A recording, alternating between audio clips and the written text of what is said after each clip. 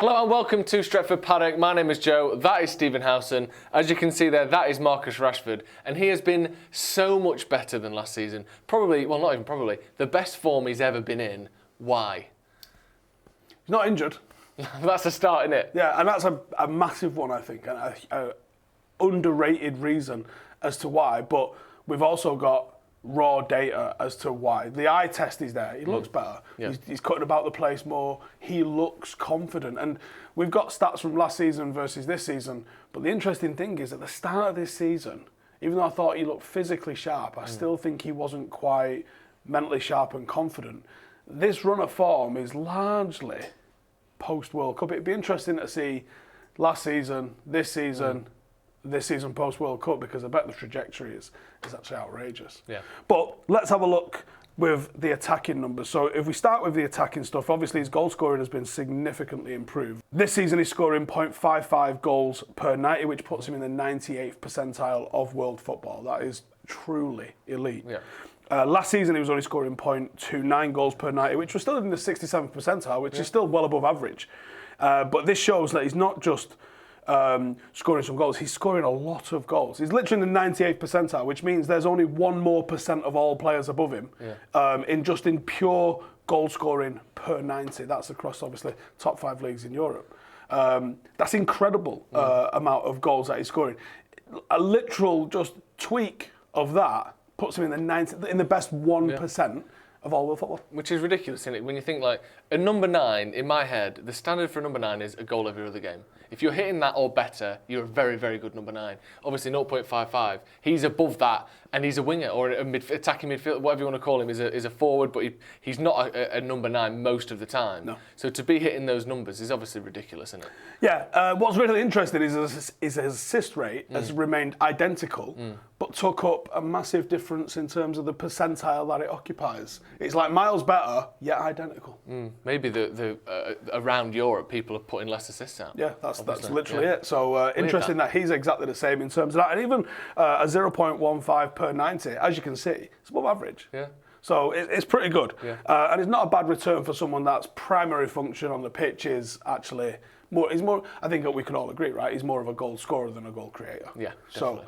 So the fact that he's combining for all of those, he's happy days. His expected goals, I think, really highlights what's going on, though, and his improvement this season. He's improved his expected goals. So the fact that he's outscoring his expected goals both this season and last season, he's outscoring his expected goals by some distance, but he's still in the 98th percentile. Yeah. It's still genuinely elite, which means he's creating far higher quality chances than he was last season. Yeah.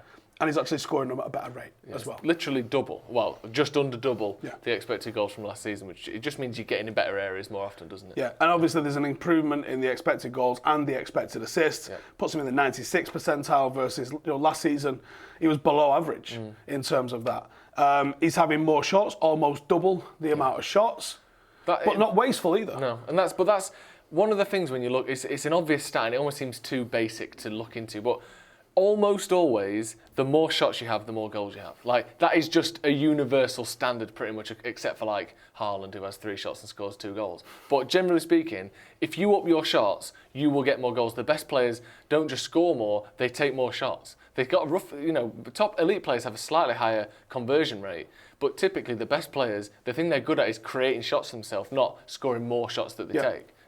Yeah, and sometimes better players find themselves in positions to take more shots. They're more readily found by their teammates because their movement is a little bit better. So it's not just like poor players. If you shoot more, you'll be a better player. It's not that. It's the players are shooting as often as they can. Yeah, exactly. They're incentivised by many ways to score the goals. The interesting one I like here is the shots on target has gone above a shot on target a game. He was below that. That's not good enough. Yeah. This is a little bit better. And one that I find very interesting, almost 2 yards closer to goal, which we're going to see in a second, when we see where his average distance from shooting is. Yeah, much better in it. And that's something you've been talking about for multiple years, about Rashford. You spoke with Rennie Mulenstein in the past about... I spoke with him about it. Yeah, and how Ronaldo had his game trained to, here's where you shoot and here's why you shoot from there. And there's clearly something going on there that he's taking more shots from closer in, well inside the 18-yard box now on average, rather than basically on the edge. Actually did something for him in terms of his free kicks, where he was getting his free kicks from, and the range that he was shooting from, and talked about even just taking them like 5 or 6 yards closer. You were doubling or tripling what the XG was of every single individual free kick. But yeah, like the fact that he's taking shots closer, very happy with that. There's a golden zone, which is kind of like the edge of the 6-yard box to the edge of the penalty box. That's where you want to be scoring goals. Yeah. And if you have a look at that now, so here we have this season's shot map. Green is your goals, reds is your misses, and then you got blocked and you've got saved as well.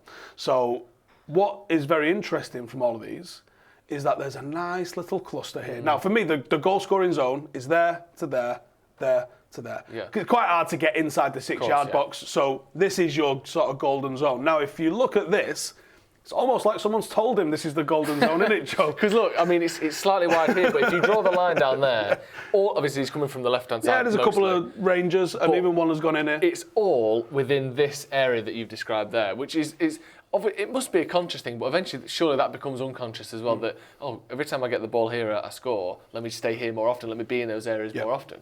Now you can see that there's some spots are bigger and some are smaller. It's a higher XG chance. Yeah. I think that's a header, which is why it's a little bit smaller. Because headers are harder to score from as you get a bit further out. Obviously this one's a nice small one as well because that's from range. That's got to be the Arsenal one, surely. Isn't it? Shooting from out here is very, very low percentage. And obviously these really big ones, that's a bad miss. I'm not sure who that one's against. I reckon that could be the header against Newcastle. Possibly. In the last minute. Yeah, possibly, yeah. Or that one. Yeah. But as you can see, loads of goals in here. And if we compare that to, don't do it yet, if we compare this to last season, you'll see not just, I mean, we're only halfway through this season. Yeah. Not are you going to see the volume of shots that are in here, but just the locations, just a bit tweak as well. So look at that. Yeah, ridiculous. Obviously, a lot more coming over to this side. Big one in the middle there. But how is this the same player? I don't know. Like it looks like it's someone that has come through the academy. Maybe like the speed of that increase over one season is remarkable. Really, you think, yeah, he's just taking shots from wherever really, and he's not. There's no, you can see on the last one, there's almost like a line, well, it is the line, the 6-yard line, but he's got a cluster of goals across that line because he knows this is the perfect place to score from. If I get the ball here, I'm going to score. He doesn't seem to have that in his head. He's taking sort of pop shots and, the amount of shots, the difference is just ridiculous, isn't it? Yeah, let's go back to this season's and just see. It's night and day difference. It's ridiculous. It's a much more effective player, not just in terms of, I mean, you're pretty happy if your striker's scoring 1 in 4. So people will probably complain at how many misses and saves and blocks there are on here. But the green ones are the ones that matter, and there's absolutely tons of them. And like I said, they're all right where you would expect them. So we can see the amount of goals we're scoring here. Someone that we've been linked with a lot over the last sort of 2 or 3 months is Harry Kane. Obviously, he would be providing some of this stuff as well. Now, Adam McCall has been speaking to Last Man Standing by Bet Victor, and he's been talking about Harry Kane, his involvement, and how that relates to Wayne Rooney at Manchester United. Mark Rooney is the greatest English player of all time. You're using his middle name as well, Yeah, and has anyone that tries to bring Harry Kane, yeah. And anyone that brings Harry Kane into the conversation is daft. It's better forward, if Wayne Rooney played for Spurs would have won a couple trophies by now. Better forward though, isn't he? Like when he's finished, he would have scored more goals. What's his job? Wayne Rooney's got the better catalogue of goals. He turned it on when he mattered. He could drop out wide and sacrifice himself for players like Cristiano Ronaldo when needed. But as soon as they go, he can become the main man and score 30-odd goals a season. For me, Wayne Rooney's there's no better English players. Won every single trophy you can win. You're obviously going to say that, and I accept it. But Chris Paycheck knows the truth. No, I think it's blatantly true.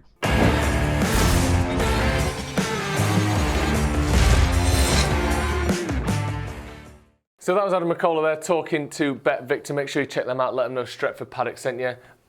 Maybe less of the Rooney versus Kane stuff, but just on that Kane point, United are looking for a number 9, whether it be Kane or Osimhen. They seem to be the two that are linked the most. How do you think Rashford fits alongside one or both, not both of those, but one or either of those? I think if you look at Kane's relationship to Son, I think it would work almost identically to that. Really? Son's attributes match up very well with Marcus's. And I think Kane matches up very well with Son. I don't think they would hinder each other. Osimhen's a little bit more target man than Kane. Kane likes to drop off and become a bit more of a deep playmaker. Osimhen likes to sort of get in front and lead the line a little bit. I think either would score goals for United, but I agree with Adam. It's Wayne Rooney, it's not even a question. Right, make sure you go and check out Last Man Standing. Like we said, thank you very much to them for sponsoring the show. The link to them is in the description. But let's get back to Marcus Rashford. Let's get on to another area that we want to analyse today, and that is his dribbling. Quite surprising, this, Joe. Go on. He's actually not as good. He's not as good as last season. He seemed like all he did last season was get the ball, run down a blind alley and lose it. So how is he worse now? Probably because more of them were successful than you think, and that was all he was doing. He wasn't adding the goals to it. Right. I think to explain this, he's probably been a bit more selective, which is kind of shown by the fact that he's taking less per 90 than he was. Yeah. Very slightly last year. And the percentage is less that he's successful with. But I don't know, I can't explain it. This isn't as good as it was last season. I suppose one thing you can look at there is the touches in the attacking penalty area has gone up. So I guess the dribbles he is attempting are now in more difficult areas to dribble through. Because if you're doing it in their box, there's more men there to tackle you. Maybe he's slightly further out. He's taking less touches in the opposition penalty box. He's doing these dribbles from deeper. He's not coming up against the same amount of opposition. But it's interesting that, innit? Because I wanted to add this in because the fact that he's in the 35th percentile with 34.7, but last season the 41.5 was only in the 12th percentile. Yeah. That makes sense. It doesn't make any sense. But it's mad that it's an area we wanted to look at and thought he presumably will have got better. But actually, statistically, he hasn't. And yet, when you watch him play, he seems much more dangerous on the ball. He's doing a lot more with it. And yet, statistically, pure dribbling-wise, take-ons, attempted, that sort of thing, it's got worse. Yeah, a little bit more playmaking as well, I think, from him than we saw last season. We saw it the season before. But last season, I mean, he was a shell of himself, wasn't he? So perhaps that's one of the reasons for it. But I thought you'd like that because it's not what we thought it would be. No, it's not. Let's move on to defending then, because that is a radical change when you compare what he was doing last season to what he's doing now. That's something that Ten Hag insists on, isn't it, from his wingers? You have to track back. You have to be a second fullback to help out when you're defending. And he's been doing that in absolute abundance, hasn't he? Yeah, we're not talking elite, really. No. Blocks is probably up into the very, very good sort of range. You've got above average in terms of passes blocked. The rest of it, if you was taking these percentiles in isolation, you'd be like, and what? However, if you look at the Leeds game earlier this week, you see the amount of blocks that's happened from a team that's happy to let the opposition have the ball. Yeah. Those players are going to be ones that occupy the higher percentiles, not a team that's going to dominate the ball because there's not enough instances of you watching another team have the ball to press them to constantly get it. I would expect most of the teams or players that occupy the high end of the percentiles in these are going to be teams that are lower down in the table. Yeah. But comparing Marcus to Marcus rather than Marcus versus some Serie A relegation candidate, you can see that Marcus has been improved in every single one of these metrics significantly. By a lot. I think almost all of them, except tackles in the middle third, have at least doubled. Yeah. If not way more. Some of them, 4 or 5 times more. Tripled. Yeah. I mean, times 7. Is that a word? It is a word. It is now. Doubled. Like 5-6 times, just massive improvement in his defensive actions. Yeah. Brilliant to see. Yeah. And that, is the influence of Ten Hag on what he's demanding from his players. But the fact that Marcus just looks rejuvenated this year. He's not just thinking, I've got to do what I need to do when I get on the ball. He's also putting a shift in off the ball. And we saw that against Arsenal, didn't we? That goal he scored, obviously it was a brilliant finish, 30 yards out, whatever. But it came from him pressing the ball. He won the ball, but I think he tackled Thomas Partey. Then there was a little 1-2. He then nutmegged him or knocked it past him, whatever, and then he put the ball in. But it comes from, you see here, the tackles in the attacking third that have gone up by, almost tripled again. A lot. Yeah, exactly. But he's doing that stuff now, and I think that helps the whole team. And again, it probably comes back to him being injured and physically capable of tracking back more, pressing harder, pressing for longer. But it just shows that when you put it all together, you've got a player that's clearly happier. The confidence is through the roof with Marcus at the minute, and that makes such a big difference. But he just looks far better. The eye test doesn't lie, really, a lot of the time, does it? And he just looks so much more of a complete player, doesn't he? Yeah, it's a joy to watch him at the moment, and it's almost terrifying because you think, if he has to sit out a couple of days, we've seen the impact Casemiro's had on missing a couple of days. If you lost him for a couple of days or even longer, we'd be in the shit, Joe. Yeah, we would.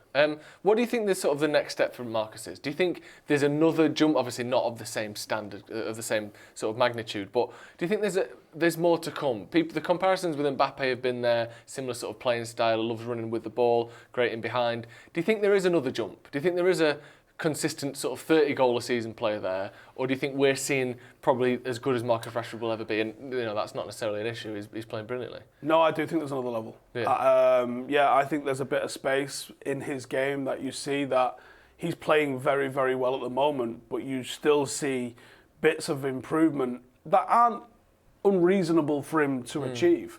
So I think, he could. I mean, the run that he's on at the moment, almost a goal a game for 7-8 weeks, something like that, whatever it is that he's on now. Why would that slow down? What is he doing in his game that makes you think what he's doing right now is unsustainable or even improvable? If he can take the 1.3 shots on target per game to 1.8, 1.9 shots on target per game, how is that going to happen? That'll happen when United have more control. That'll happen when we have more Casemiro, Eriksen sort of movement in there. When we maybe upgrade a couple of other positions, maybe we upgrade a forward that's going to be able to hold that ball a little bit higher and bring him into the game further up the pitch. Harry Kane gets between 5 and 15 assists a season. So you put him next to Rashford, all of a sudden that might be another 3 or 4 goals just like that. So the players around him will be massive.